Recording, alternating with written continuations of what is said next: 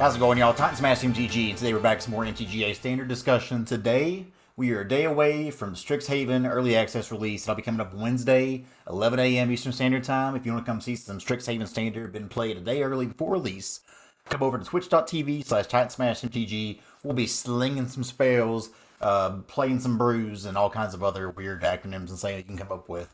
Definitely be playing some Winota, some Azorius Blink, some Golgari Pest, all kinds of different things. So twitch.tv/TitanSmashMTG. Come and watch the stream live.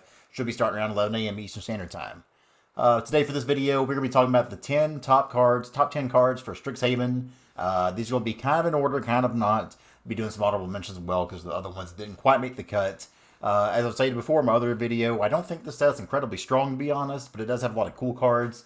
So even if a lot of these don't end up being like super powerful and seeing a big impact on the metagame, I do think these are kind of either where they're just strong cards and good cards you can see in play, or cards that are just overall going to, maybe they only find a spot in one deck, but they're really good in that one deck.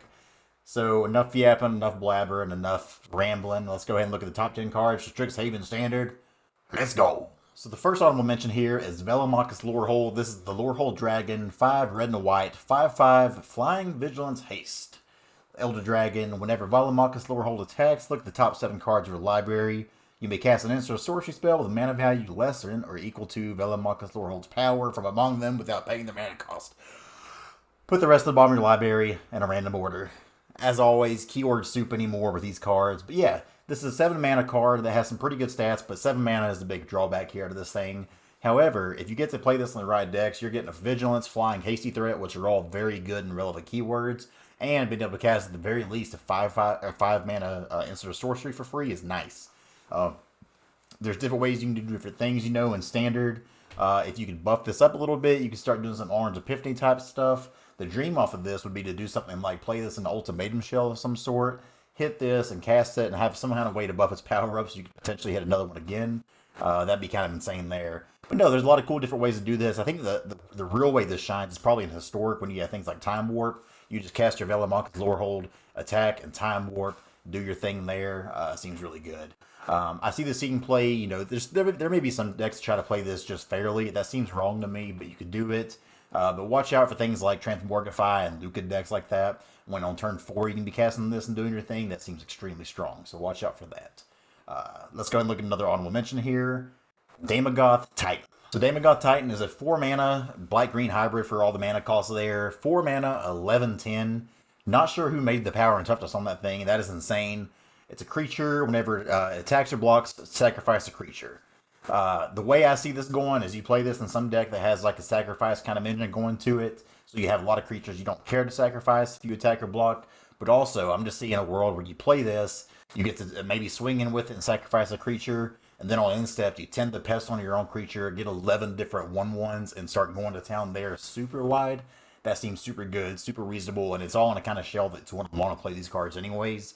Obviously, sacrificing a creature when you attack or block is a big cost to pay, but 4 mana 11/10 is just so huge. Those stats are insane, so I think it does have some potential there. Last card I have on the honorable mentions here is Venerable Warstinger. This is the 1 red and a white 3/3 Spirit Cleric with Vigilance and Trample. Whenever it deals damage to a player, you may return target creature card with mana value X or less from your graveyard to the battlefield, where X is the amount of damage Venerable Warstinger dealt to that player. This is a card that I went over in my 10 decks video already. I like this card in multiple kind of shells. I think it's just a really good card. A 3 mana 3/3 that doesn't do anything on ETB is the one reason why this doesn't make the top 10. It does just kind of get down, and if people are playing stuff like Scorching Dragonfire or Fire Prophecy, it does get removed that way. And for 3 mana, there's other things like, there's still Lovestruck Beasts and Bone Crusher Giants. All these things either just eat it alive or they trade 1 for 1 there. So there's a little bit of concern with this kind of card, but still, the effect that what it does there is so powerful, it could see some plays. So I think it's worthy of an honorable mention spot there, but not quite enough for the top 10. But enough yapping from me. Let's go ahead and get in the top 10 with card number 10. Number 10, I have Galazeth Prismari. This is another dragon. This is 2 blue and a red, 3/4 flying. Whenever it enters the battlefield, create a treasure token. Artifacts you control have tap, add 1 mana of any color, spend this mana only to cast an instant sorcery spell. So this comes in, it semi-ramps you already by creating the treasure token, and it's nice that you can either get value off of this with Prismari out, or if Prismari dies, you still have that treasure token laying around for use on another turn. This kind of slots into a pre-existing deck already with the blue-red dragons list that had the Goldspan dragons and play that kind of control shell. that deck fell the meta, but this is a nice little key to it there. So I think Prismari can also go in some other decks as well, but just being a 4-mana dragon that does some things you want it to do is really nice. And especially if you can set this up on turns where you have an extra mana available, you play this, and then all of a sudden you're holding up Brazen Borrowers, you know, your Bone Crusher Giant Stomps, or your Negates, and things like that. A lot of potential here for this card. So I think it's worthy of number 10 slot. I like this one. Curious to see what it does in Standard. So number 9 on the list is Magma Opus. This is 6 blue and a red instant. Magma Opus deals 4 damage divided as you choose among any number of target permanents. Tap 2 target permanents, create a 4/4 blue and red elemental creature token, draw 2 cards. You can play blue-red hybrids to 2 mana, discard it, create a treasure token. I think this card just has a lot of potential in quite a few different decks. It's just a matter of seeing where it sees play in. I love that even though this is a top end, this is a very strong spell. If you can cast it, you get to do a multitude of different things that are all going to be very relevant in, you know, pretty much any game. So it's really nice there. I like early on, if you don't need this or you can't cast it, you just discard it and you're kind of ramping up. So this is kind of a way to go from 2 to 4 mana rather easily at instant speed. And then again, if you have ways to either cheat this or you get this up in 8 mana, there's just a lot of good potential there with it. So I think this is where you want to be at the Mythic, especially in stuff like Is It. This gives it a lot of versatility. I mean, you're drawing cards, you're making a creature, you're doing damage. This is everything you want in a spell. The fact that this can also just make a treasure token is kind of insane. So I think this card is really, really good, especially in Historic. It can do a lot of other things, but we're just talking Standard right now. But Magma Opus is going to be seeing some play, I believe. This is a super sweet card. Number 8 on the list, we have Silver Quill Silencer. This is white and a black, 3/2, human cleric. A lot of clerics in this set. So it's a creature. As Silver Quill Silencer enters the battlefield, choose a non-land card name. Whenever an opponent casts a spell with the chosen name, they lose 3 life, and you draw a card. So this has a lot of good stuff and a lot of bad stuff to it. For one, it's just a very relevant creature type anyway. Orzhov Clerics already had some decent tools in the meta as is. Obviously never like a big tiered deck or anything like that.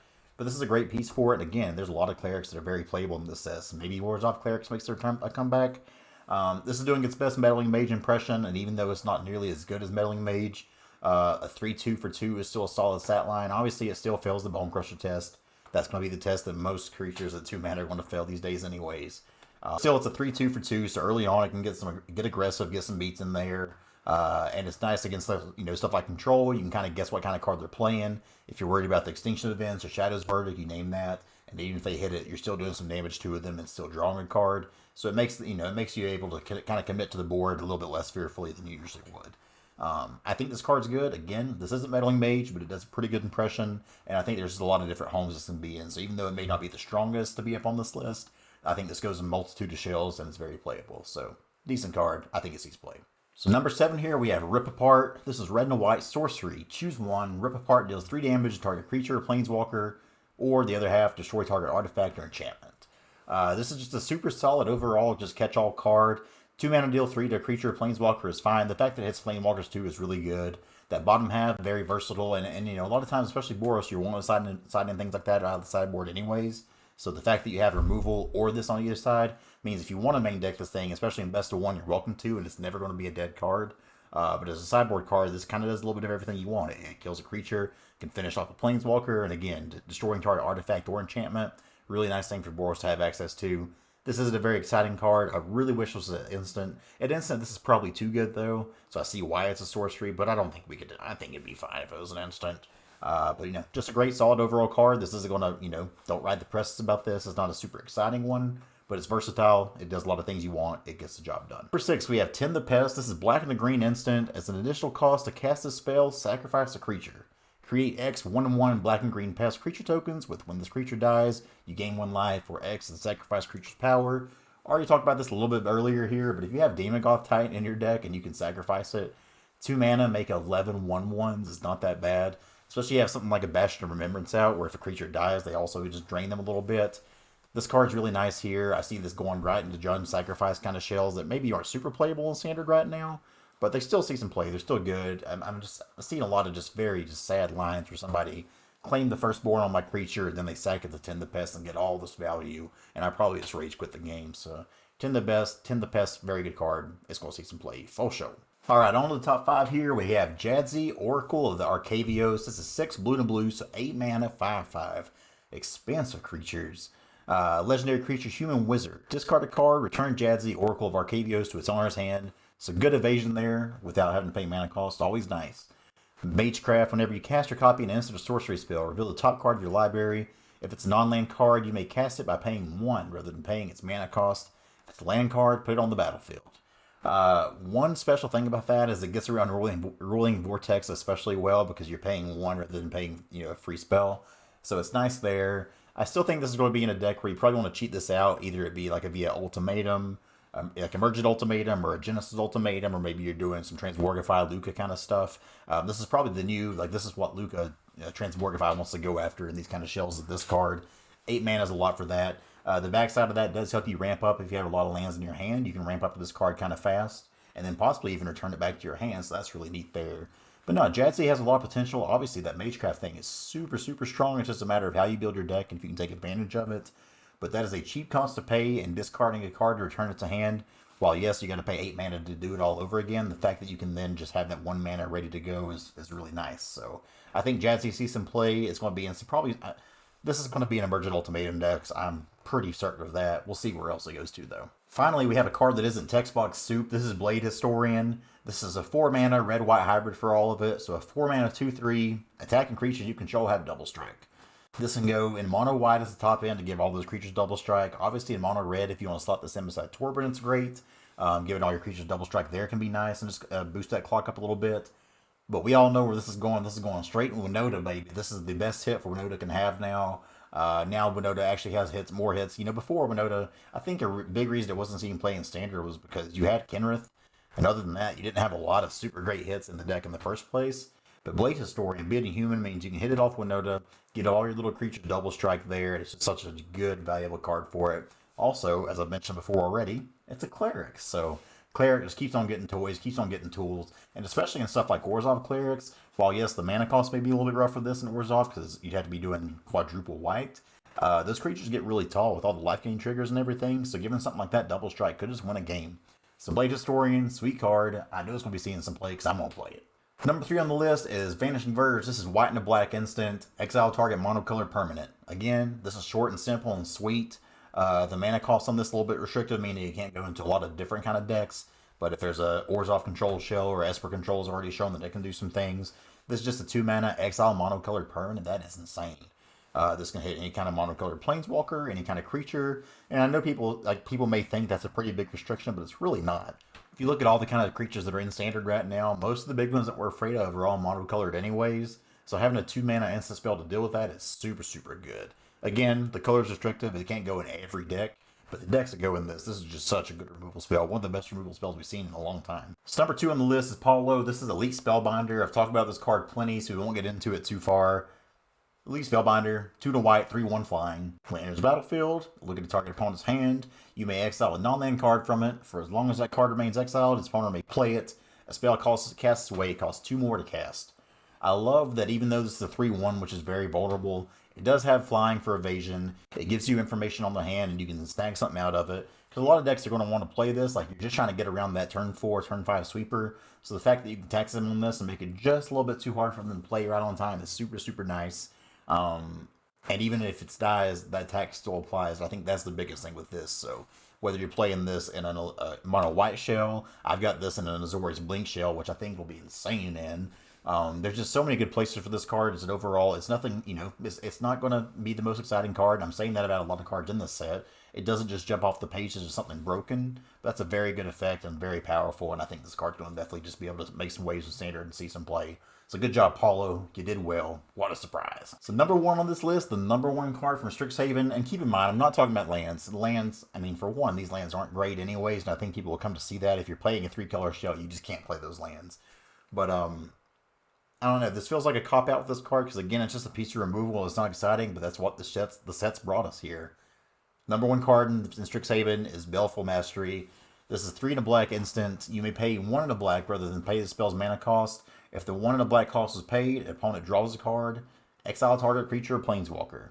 So this is basically just an upgraded Vraska's Contempt to me. The mana is a little bit easier for this. A 3 and a black means that almost any deck playing black can just play this card without any fear. And I love that you have that versatility to just use this for 2 mana if you need to. Obviously, the opponent can draw a card, and that's not great. But just there's so many games I've played, whether it be Sultai Ultimatum or other shelves, where I just couldn't get to that 4th mana, or the mana was a little bit hard, or, you know, I had a little bit of a slow start, so I would not care if my opponent drew a card, if I could just exile something. 1 in a black is a huge cost to be able to pay there. So Baleful Mastery, having that versatility, this is exactly what you want in a removal spell. And exiling things, obviously, a lot better than removing them. You don't have to worry about it being monocolored or not monocolored, and this is any creature or planeswalker, so... It basically, just having a 2 mana, the ability to get rid of anything on that side of the battlefield is super, super nice. So while this may not jump off the pages, and a lot of people may be really afraid of having to pay that 1 in a black to let them draw a card, it's going to be a mode you choose sometime, and you'll be happy about it. So I think Baleful Mastery, the #1 card in Strixhaven. So that's what we got there, the top 10 cards of Strixhaven Standard. Let me know what you think of the list below. What are your favorite cards that I missed out on? All that kind of things. What are you excited to play with? Again, Wednesday at 11 o'clock Eastern Standard Time, twitch.tv/TitansmashMTG. We should be online playing some new Strixhaven Standard on early access. Played against some pros, played against some other streamers and content creators. Jump in and watch us. Thanks for watching, y'all. Appreciate the support. Let's go.